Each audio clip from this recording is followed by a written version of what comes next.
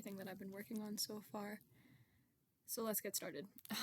My project is focused on global vaccine equity, specifically on how inequities persist between the global south and the global north. Specifically, I focused on what structural barriers are to vaccine equity and how intellectual property rights play a role in this. So let's take a step back and define a few things. Inequities are unfair and avoidable differences in health and wealth that are rooted in systemic social, economic, and political injustices. When I refer to the global north, I'm referring to high-income industrialized countries, primarily based in North America and Western Europe, that hold a significant amount of global power and wealth. The global south is normally referred to low and middle-income countries located in Africa, Latin America, and Asia that have been historically marginalized in global economic and political systems. Structural barriers are defined as deeply embedded policies, practices, and systems such as racism, capitalism, and colonialism that create and perpetuate inequalities by limiting access to resources, rights, and opportunities. In my project, I studied how intellectual property rights can be a structural barrier for vaccine equity. So these are laws like patents, copyrights, or trademarks that give creators exclusive control over the use and distribution of their inventions. In global health, it can limit access to life-saving medicines and vaccines by preventing generic production, especially in the global south. So the goals and objectives of my project was to, one, reform the Bayh-Dole Act. The Bayh-Dole Act is a law that allows universities, nonprofits, and small businesses to retain patent rights and inventions developed with federally funded research. While it was initially formed to encourage innovation, it also enabled commercialization and privatization of publicly funded technologies, resulting in high prices and limited global access. So I reformed this by first conducting a REAP policy analysis. I studied its relevance, efficiency, and adequacy, and then I gave reforms based off of my research. I used that to directly amend the Act.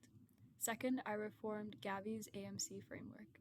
This is a framework of advanced market commitments. That's a financing mechanism where donors commit funds to guarantee the purchase of vaccines once they're developed to incentivize pharmaceutical companies to produce vaccines for lower income countries.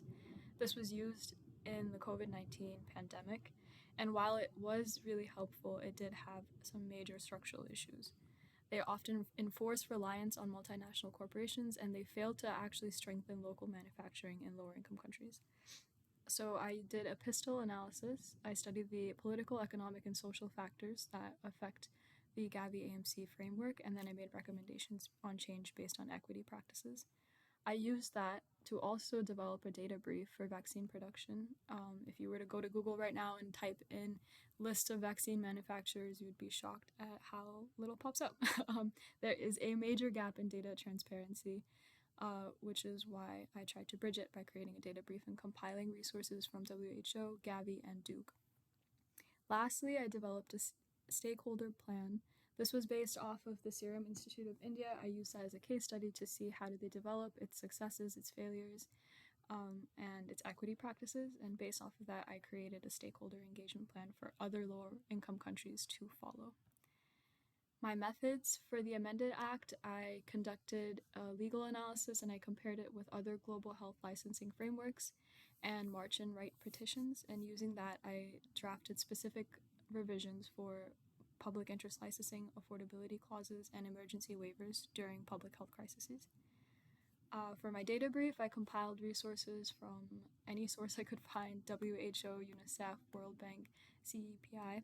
I cleaned and extracted it, and then I standardized it and put it into tables and used that to develop maps. Lastly, my methods for the stakeholder plan was to conduct a study analysis of the Serum Institute and then study its developments, partnerships, and its challenges to draw insights on local capacity building, and then I developed a replicatable plan based on this information. My outcomes, I was able to draft the policy amendment to the Bayh-Dole Act. I created a global data brief mapping vaccine manufacturing and cold chain infrastructure to highlight inequities. I used real-world data. I designed stakeholder engagement plans, and I connected vaccine access to structural determinants of health by analyzing IP laws, capitalism, and weakened health systems due to colonialism. My recommendations for my practicum site is to advocate for congressional action with the Reformed Bayh-Dole Act, which is in line with their public health equity goals. I'd like them to expand their global health advocacy to include structural determinants such as IP laws and tech transfer. And I would like them to use the provided policy language and data visualizations in future position statements and in advocacy toolkits.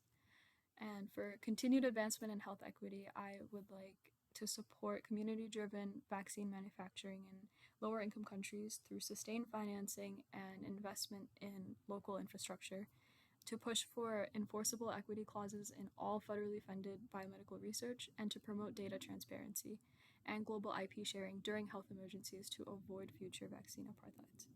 Thank you.